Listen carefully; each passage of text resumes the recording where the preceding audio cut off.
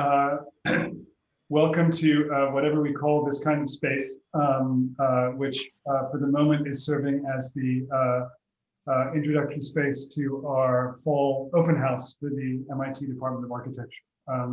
And this session is a general welcome session to welcome to the department and all the degree programs we offer, which include not only the professional MArch, but the research and design focused SMARCS degree, and there will even be opportunities to ask questions about PhDs and other programs as well. I'm Nicholas Demoncho. I am the head of the Department of Architecture. I have been here for months and months. I joined the department in June, but I've been friends with many folks here for a lot longer, and I'm really excited to be here with you today. I'm joined by Sheila Kennedy, the director of our SMARCS program, Liam O'Brien, the director of our MArch program, and our incredible staff members, Tanya Miller, Darren Bennett, undercaffeinated, Chris Jenkins, Gina Halabi, and all of them, and our administrative officer, Andrea O'Connell, who is my right hand when it comes to administrative and financial matters. All of us will be answering your questions today. I thought I would begin, though, just with a little slide presentation to show you the architecture that you're missing and that we are slowly returning to over the course of this year going into next fall. And with it, a few thoughts on what MIT architecture is all about. So let me just share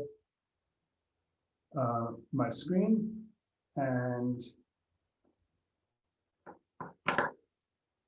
share that with you. Hold on.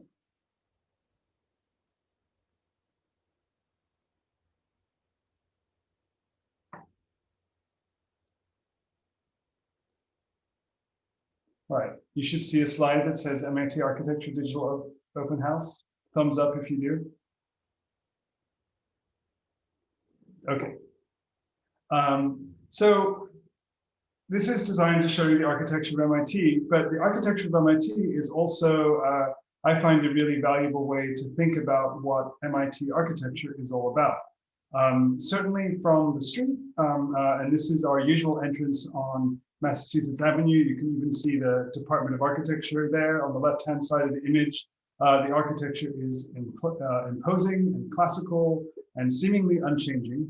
And yet, if you peek inside of MIT to the physical and intellectual innovations that it has produced, scientific frameworks, inventions, social and humanistic insights, new methods of thinking and making, all of these things have coursed around the world and remade it many times over in the past 100 years.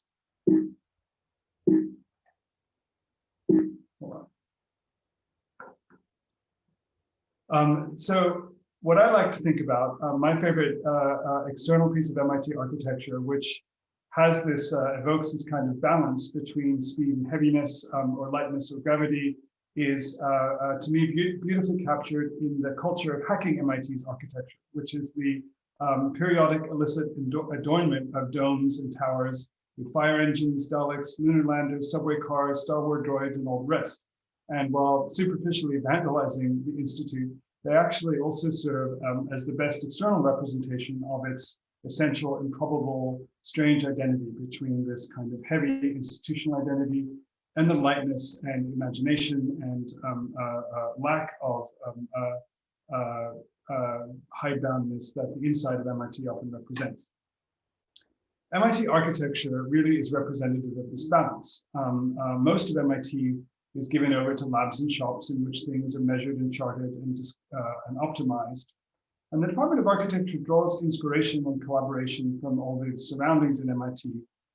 But architecture is also profoundly shaped not only by the irrational creativity we see in the dome hacks, but also by inescapable political realities and social consciousness as well. And creativity, history, politics, and technology are present all over MIT, but in this department, they live, work, invent, and create together. The organizational structure of the department reflects this reality. And here I'm showing you a website instead of a building, but it's another kind of architecture. You'll see here that we have groups of faculty in the arts and design and urbanism and computation and building technology and history.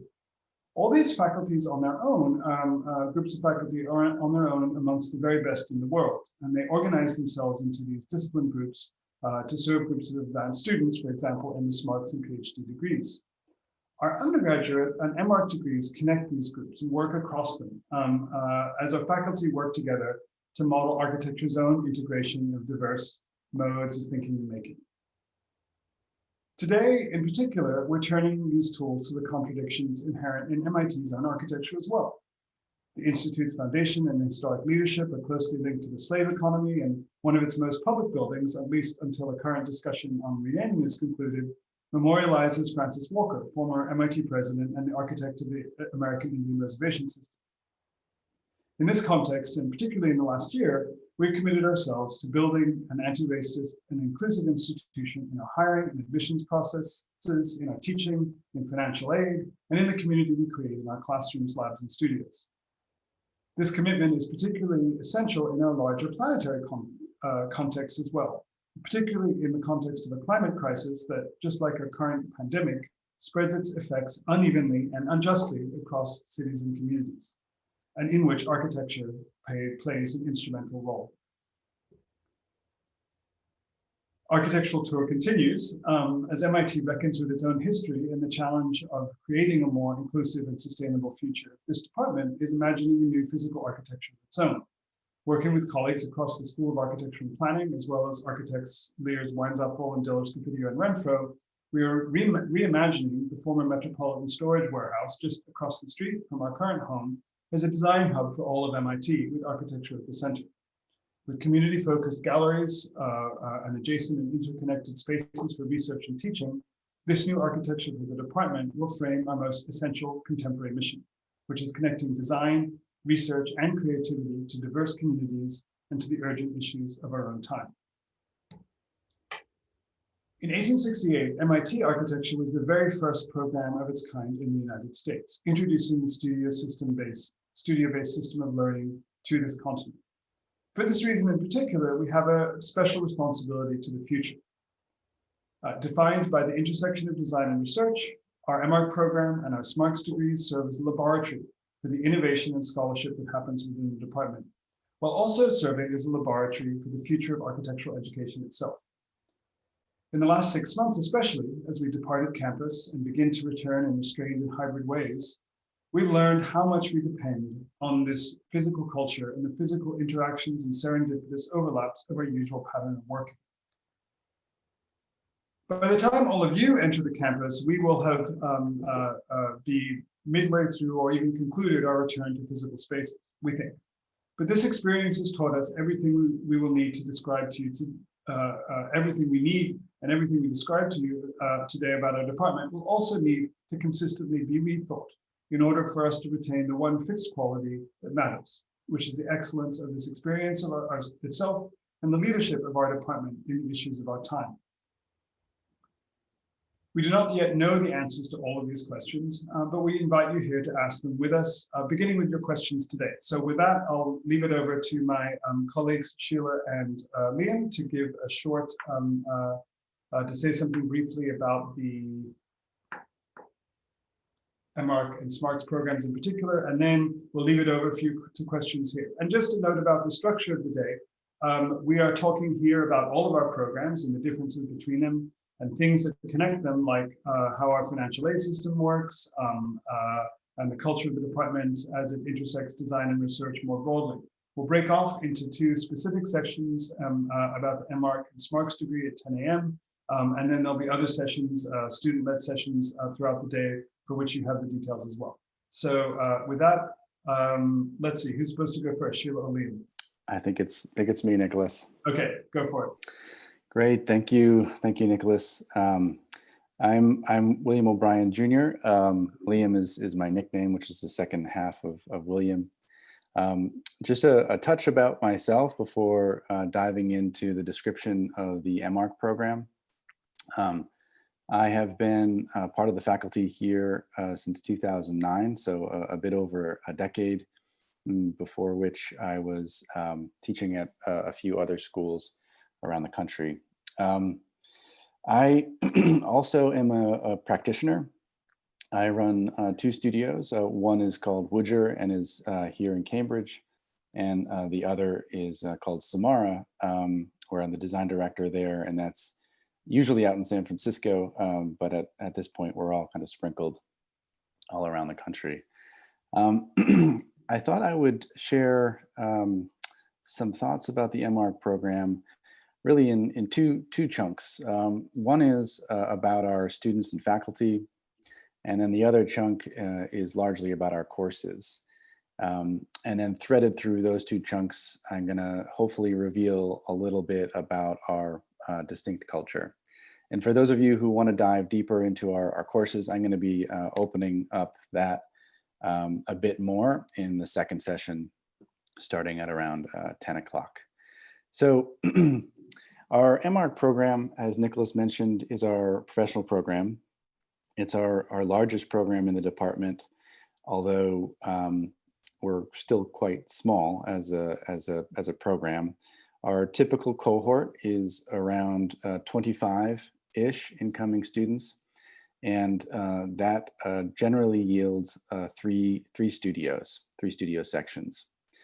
One of the things that we think a lot about as we're going through admissions is really trying to bring a cohort that has a tremendously diverse set of experiences and backgrounds. So we're really hoping to bring those who have backgrounds in math, art, literature, poetry, sciences, as well as those who have already studied architectural design. We've found that that diversity really yields the best conversation. And those of you who end up joining us next year will, I think, realize that a lot of thought has been put into how to make there be a mutually beneficial relationship between those who do have a background and those who come to us without a background in architecture. The size of our cohort is really, really conducive to the development and cultivation of different agendas. And I would say, I would actually call out that we're kind of a Goldilocks in terms of the size of cohorts. You have larger schools with 60 plus students where, it might be really challenging to articulate a unique architectural agenda, while you also have much smaller programs, let's say 15 and fewer students in a cohort where each of the students is essentially on their own island. And I think the 25-ish student cohort is really perfect in that there's enough students to create a kind of continuity of dialogue and really offer one another support in terms of what folks' interests are. A bit about our faculty. You will be instructed by a really wide range of instructors in terms of practitioners, critics, and scholars. And I would say our studio faculty really also represent a kind of generational diversity as well, which I think is, maybe less common at other schools. One of the things, though, that does stitch together all of our instructors is really their accessibility. I would say MIT has a true passion for pedagogy and teaching, and all of our instructors are, remarkably committed to the art and science of teaching, and the majority of them are entirely accessible, which is, one of the really fantastic things about our program. In terms of courses, you can think about our courses as kind of in two categories, one being the studio thread that all MARC students will follow.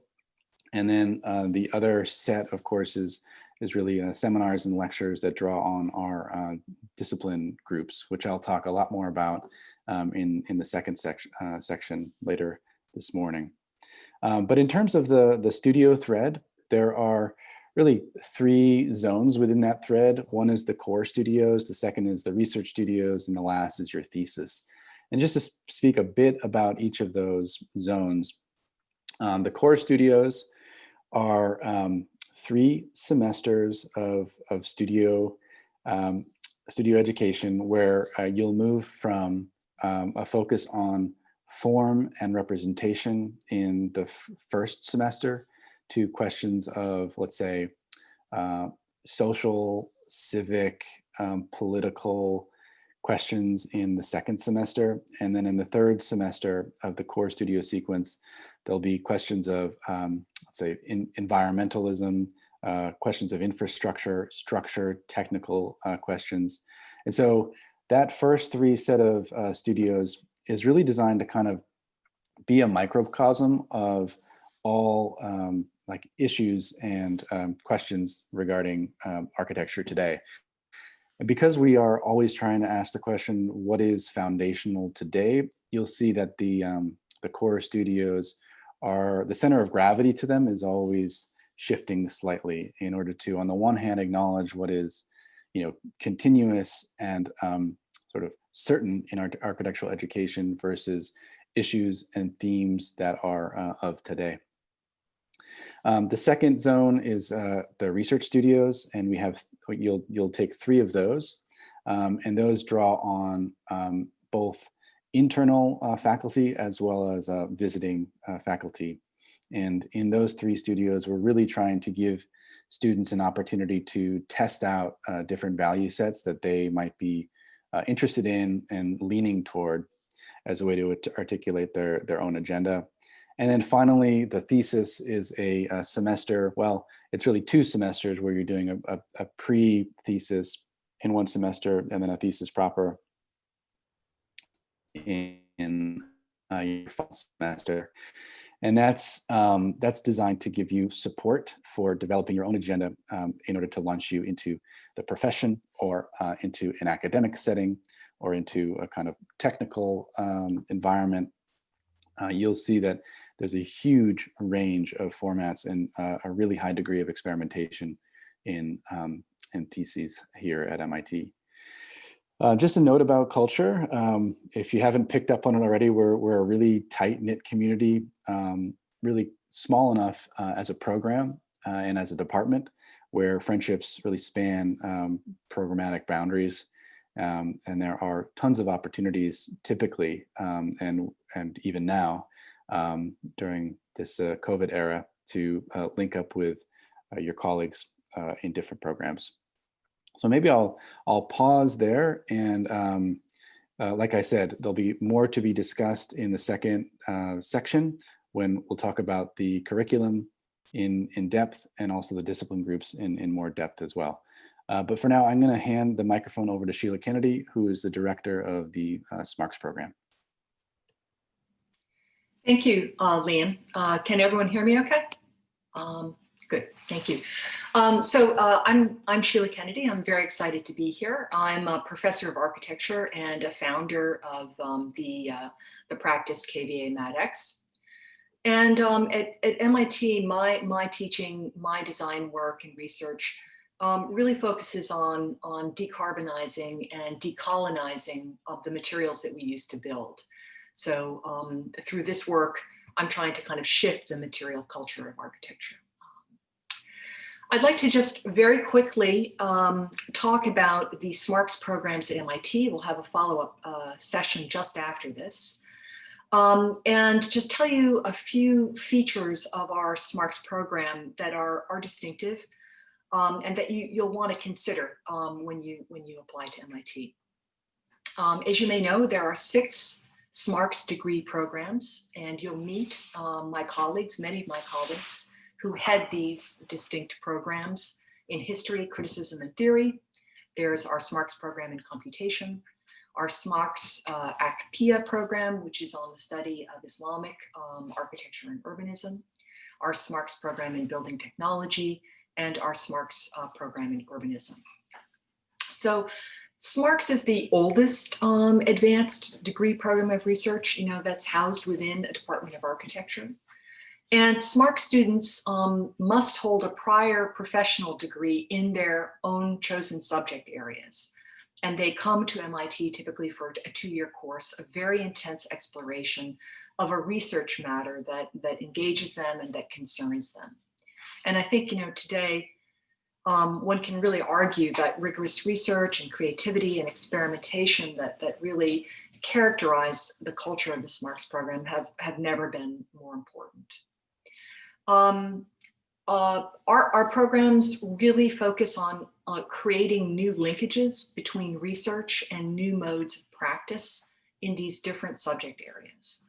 So you might say ask, what do SMARCS students do when they graduate? The answer is it's incredibly diverse. We have graduates of our SMARCS programs who are educators. Many go on to PhD programs. Many launch their own creative businesses. For example, we recently had a new successful business launch in the design of education. Our graduates work in AI. They've launched their own design firms. They've developed new methods of building construction around the world. They curate design and architecture, and they've served as journalists, who contribute to expand public discourse around design.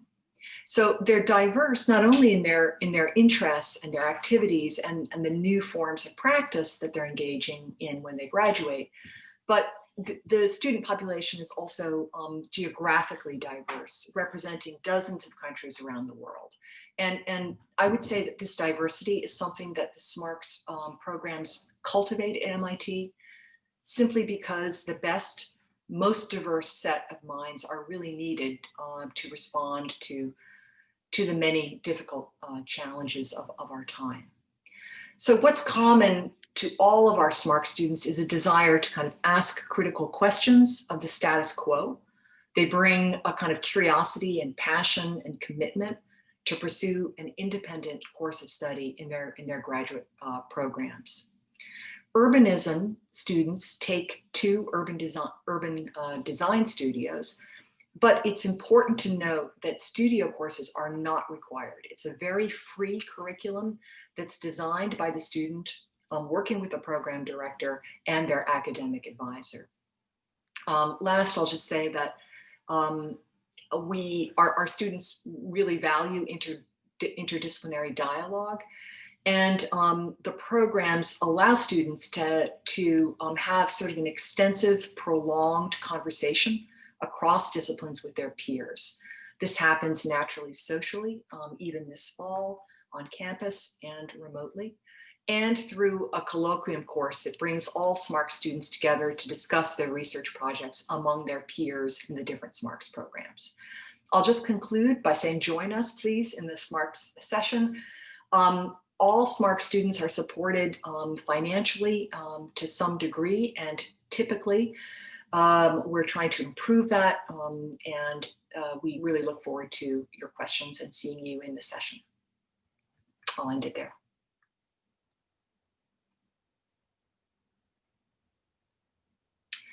So Nicholas, shall we go through some of these questions? What do you think? Yes, there's some. So there's themes to the questions as well as to the many questions that you all sent ahead of time, for which we're very grateful. My colleagues will continue answering questions in the chat, but I'll go over some of these larger issues that have come up. So the first is money. It's on everybody's mind. We offer need blind financial aid to all applicants, which need blind, which is to say, we don't look at your financial situation at all before we admit you. And when we admit you, we try to give you everything that you need in order to attend.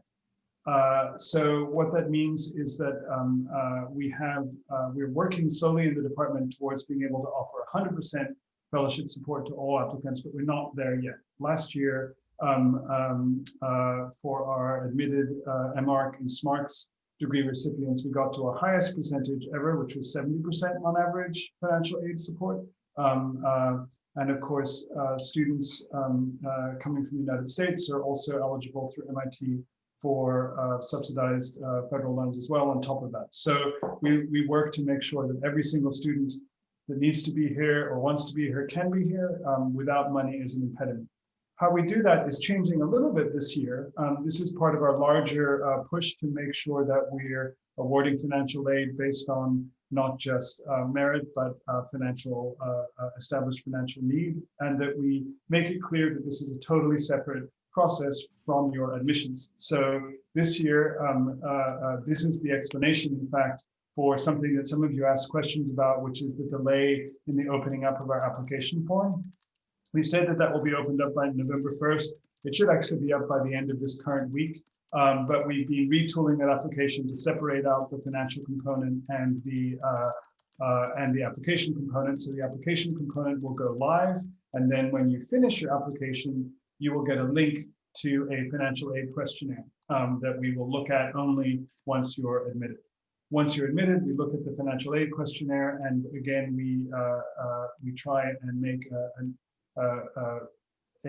assessment of how much you need, both in terms of scholarship support, the potential for TA and RA positions, which are paid positions within the department, and anything else we can do to make sure we get you here. So that covers two questions, which is money and the financial aid, and the schedule for the form, which many of you were asking about. The other set of questions we got were a lot about the connection between research and design in the department, whether MArch students can participate in labs and design projects, whether SMART students can participate in studios. I think Liam conveyed it correctly when he said, MIT is a kind of Goldilocks of size. I've really found that to be the case, even in my brief time here. It's quite small, but it's big enough that you don't feel like you're locked on a desert island with a bunch of people. It's large enough that everyone can find their own path, but small enough and flexible enough that our real goal is to suit the needs of every single student that comes through. In the MArch program, we have to make sure that you get an accredited architecture degree along the way. In the SMARTS program, we need to make sure that you interact robustly with the agenda of that particular research group. But beyond these broad requirements, students take classes together across the department. They work in labs. They work in studios that overlap with research. And we're small enough and flexible enough that our real goal is kind of excellence and making sure every amazing different hybrid parts of our department touches each other in as many creative and productive ways as possible. So those were the two broad themes of questions I found. Does any, Liam, Sheila, are you seeing anything in the questions that you'd like to address? There was one question about the focus of our curriculum generally. And I would say that there really is a balance with non-Western and Western works of architecture and cultures of architecture through leaders really in our field, like Mark Jarzenbeck and others who've really looked at the history of first peoples and first architectures.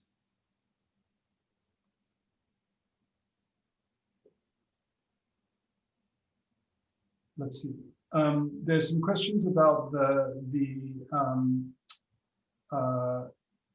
building. That when the new building will be free, will be finished. We don't know. The construction, as any architect will tell you, is something on which you don't put completely guaranteed end dates. It's scheduled for completion in the summer of 2024. Which would mean that anyone coming in as a student now, especially as an MArch student, would be part of the process of thinking about it and making the department that will go into it, which to my mind is a particularly interesting place to be as an architecture student. But no, you will not be handed keys to it on entry to the program this summer. The acceptance rate for SMART students. I don't have an exact percentage to give you, but because our program is very unique for some of the features that I mentioned, there are a large number of applicants. I believe there were over 200 applicants last year for the architecture and design SMARTS program, which is actually one of our smallest. There are typically 4, sometimes 5 positions open. So that will give you some sense. I will answer that. There's a lot of questions in the chat that are along the lines of, can I do this, or can I do that, or is this possible? I'd like to answer those questions more broadly by saying that there's just a bit about myself. I'm a recent arrival at MIT. I came here from 15 years at UC Berkeley in California, where I started my own practice, wrote books, directed the Berkeley Center for New Media, did a bunch of different things, and then had a wonderful job that I didn't need to leave in order to come here. What drew me to MIT, though, is its combination of, it's probably the same thing that I think, what drew me to MIT was its students, first and foremost, and then its faculty, and then its staff, all of which are amazing. And the sort of people who come to MIT tend to be people who will accept a slight hit in terms of like classical coolness in order for pure excellence and flexibility. MIT is a very stylish place in its own way, but it's never going to be the most stylish architecture school in the world. But it is consistently rated as the best architecture department in the world in terms of its research, in terms of its contribution to the discipline. And what that means is the students and faculty members and even staff members that it attracts are people who go their own way, who are really interested in doing what they want to do really, really well. And that's our goal as a department, is to give students who come here within the framework of a professional degree, within the framework of a research degree, to do whatever you want, but be the very best in the world at it. And so that general attitude towards both excellence and open-mindedness is a very, very unique departmental culture, a very unique culture in architecture. And it means that all these questions, can I do this, can I do that? Well, the answer is, even if it's against our rules, we'll work with you to see if it's possible. And if it's not possible, we'll explain to you why it's not, so that you can come up with a way to solve the problem that we haven't thought of. Nicholas, just to add to that, for those who are thinking of applying who might not know what their own way is yet, just to add to your statement, I think it's important to mention that we provide a foundation. We provide a series of lenses through which folks without a background, or even folks who don't know their own way yet, to see things, to observe things, to question things. And so one of the reasons I love MIT so much is because you do have these experiments that come out of the department that no one could have predicted. But I think it's also important to mention that those types of experiments that come out of MIT Department of Architecture, a lot of them start here too. So you don't need to know what radical and intriguing and unconventional experiment you're taking on before you arrive. There's going to be plenty of inspiration and foundational education in architecture for you to sort of launch from. I did want to also mention, there was a question that I saw scroll through about those who don't have a background, how they should begin thinking about their portfolio and the content within it. One suggestion is to think about ways in which you've demonstrated close observation or critical thinking or design thinking. Need not be through architectural design. I've seen amazing portfolios that have very little to do with architectural design on the surface, but speak to the potential of architectural design thinking through other formats or other content. I've seen a really brilliant cake portfolio, for example, just to give you a sense for the kind of range of successful portfolios. Somebody who is sort of fascinated and mesmerized by like rethinking how the cake was baked and the ingredients in it and the way that it comes together, etc. So it's a little bit of an unusual portfolio, but just to give you an example of the kinds of things that can demonstrate design thinking. Need not be architectural design or art. Yeah, a goal in portfolios is, I want to echo a point Liam made. It probably sounded when I was talking about how experimental our students are, that you need to have an experiment that you're coming with, and that's not true at all. We will give you the basic materials and the framework from which to, but our goal in doing so is not to have you slot into a standard way of thinking, but rather to give you tools to question what we ourselves are giving you. So that's the larger goal, especially from our MArch program, which does not assume any background in architecture at all. And especially in your portfolio and how you presented yourself to us, do not feel the need to show us architecture if that's not your background, but show us who you are. Show us things that allow us to understand how you think in 2 dimensions, how you think in 3 dimensions, if that's something that you've done. Our goal in the portfolio is to understand you, not to see work that meets a particular standard or preconception of what architecture is.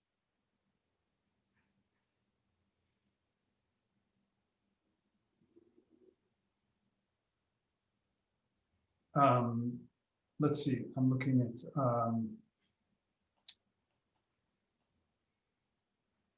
so the sort of, I'll touch, there's a few questions on this, like, what if I have a lot of experience? What if I have no experience? One important thing to understand about our MArch program, and we can go into this more in the MArch session, is that we curate that program. It's a small program. We cannot accept every amazing person that applies, which is true of all of our programs. But we do make sure to have, our goal is to have a balance of people and balance of backgrounds which benefit each other, and to all of whom coming to MIT is potentially instrumental. So this is and we do this because we understand with a lot of humility about ourselves as instructors that our students will learn far more from each other than they do from us. That's the nature of an architectural degree. That's the nature of working in studio. That's the nature of any creative practice where you're collaborating and engaging with each other. We have a lot that we'd like to teach you, but you have even more to learn from each other. So that's why diversity in our applicants, and diversity in their backgrounds, diversity in their racial and ethnic identity, diversity in their national and international identity, that's really an essential part of what we look for in our larger admissions process. Yeah, while we're waiting for another question, I'll just jump in there and try to put together some of the things that Liam and Nicholas have been referencing. So it's a very small program, right? 24 or maybe 26 students in a class. And that allows MIT to do things that just aren't possible in larger schools. For example, this fall, through a program that Nicholas organized, we sent to our MArch students kits, maker kits. We sent them wherever they were. The ones who are working here on campus received them. The ones who are working anywhere in the world received them. So there was a whole toolkit and materials there that assisted those students. And actually on Instagram, I think you can see some unboxing of those kits, some videos that students have put out there. So if you're interested in having a conversation across several years with a diverse set of peers in a school where you can be quite supported in ways that are unique. I think through a core program that Liam outlined that really takes the task of bringing students who have experience new sets of riddles and problems, and students who don't have experience, bringing them up to understand the kind of fundamentals of architecture. This is really what characterizes our MArch 1 program, which is very much also linked with our SMARCS program. Our SMARCS students gain a lot of experience helping professors with pedagogy and working as teaching assistants in studio, working in labs, and there's a very good kind of cross-pollination, I think, between the two programs. I want to answer Aiden's question here in the chat about climate change. So with some irony, I'll recount the fact that when I had my very first conversation with the search committee for the position that I'm currently in now, my third slide, I think, was just the sentence, how do we reimagine architectural education in a time of crisis? That sentence has come back to me multiple times as we've had to reimagine education in multiple ways, including remote education in the past 6 months. But the climate crisis and the larger, not just the ecological and social nature of the climate crisis, but the way in which it affects diverse communities unequally depending on race and class and poverty. This is the focus, I think, of all of our work here in the department as we try and overlap, as Liam puts it, what is good design and what is design that does good. This is the essence of MIT. MIT serves the world. We are an enormously privileged institution.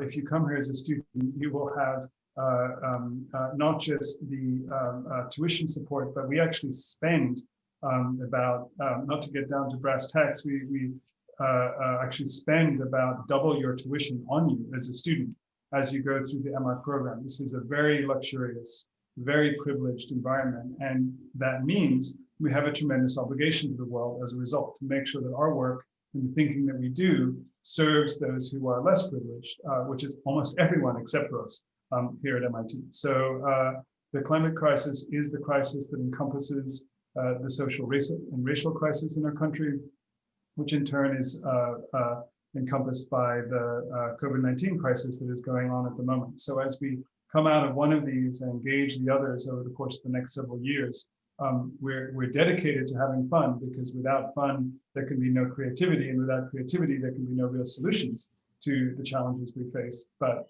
we're not doing that in ignorance of those challenges, but as a direct way to engage them. So we're now almost at the end of our first session, but I would encourage all of you now probably have a slightly better sense of what whether you should go into the MArch or SMARC sessions following. If anyone is unsure, please put that into the chat too, and we'll help you figure it out in the next couple of minutes. But we are, I guess while we wait for that, I'll do one more, answer one more question, which is about employment after graduation. So our students from all these programs, from the SMARCS and MArch program, go on to an incredibly diverse set of careers. We like to say, including architectural practice. A large number of our students go into architectural practice, but a large number of them become entrepreneurs, social entrepreneurs, leaders in technology, leaders in design in other ways. And so we will, and we like to say that we are not just trying to do career development, but we're trying to develop careers. So we like to help, we try and help our students, especially through initiatives like DesignX, our startup incubator within the department, not just find a traditional career, but imagine the career that is appropriate to them in the moment. So lastly, yes, the sessions will be recorded, and excuse me, there are actually 3 sessions following this one for the MArch, one for the SMARCS program, and one for the program in art, culture, and technology, which is an art-related program that is a vital part of our institutional identity here in the architecture department. The arts at MIT have been housed within architecture since György Kepes arrived from the Bauhaus, and it's something that we're still very excited to have as a core part of our own identity as a community. Right. So I think that's it. There are some other questions here, which we will also be able to address as the first point of the agenda in the next session. One of the things we've learned over the course of the last several months is that as much as we might all want to stay and answer questions now, we all lose our minds if we're on Zoom without breaks. So go take a 10-minute break, stretch, look around, look at objects at the distance, not at your screen, and we look forward to seeing you at 10 o'clock in the MArch, SMARCS, and ACT sessions. Bye all. See you soon.